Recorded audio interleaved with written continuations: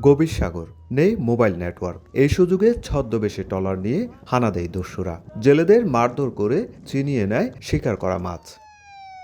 সম্প্রতি এমন চিন্তায় শিকার হন কক্সবাজারের কুতুবদিয়ার উম্মে হাবিবা নামের একটি মাছ ধরা ট্রলারের ১২ জেলে। পরে নেটওয়ার্ক এলাকায় পৌঁছালে কোস্টগার্ডের টহল দল তাদের সহায়তায় এগিয়ে আসে। শুধু এই ঘটনাই নয়, বর্তমানে বঙ্গোপসাগরের দস্যুদের তৎপরতা আশঙ্কাজনক হারে বেড়েছে। ২৫ ফেব্রুয়ারি দস্যুদের গুলিতে কুতুবদিয়ার জেলে শাহাদাত নিহত হন। মাছ নেওয়ার সময় ওরা খারা সবকিছু লুটপাট করে নিয়ে যায়। সাগরে জলদস্যুরা বাইরে হয়েছে, আমরা অনেক রকম সমস্যায় আছি, আমরা চাই শান্তি নিরাপত্তা।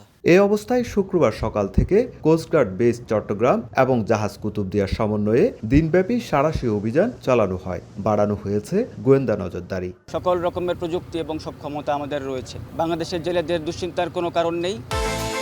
বিকাশ পেমেন্টে ১০,০০০ টাকার বেশি অফার। শপিং চলছে তো। গত ২ মাসে অস্ত্র ও গুলিসহ ৩০ জন দস্যুকে আটক করেছে কোস্টগার্ড। একই সময়ে জিম্মি থাকা ৩২ জেলেকে জীবিত উদ্ধারও করা হয়েছে। বঙ্গোপসাগরে দস্যুতা কিংবা অপতৎপরতা রুখতে তৎপর কোস্টগার্ড, যার কারণে সাগরে বৃদ্ধি করা হয়েছে সর্বাধুনিক প্রযুক্তি ও দ্রুতগামী জলযান, যার মাধ্যমে সক্ষমতা বেড়েছে বলে মনে করছে কোস্টগার্ড।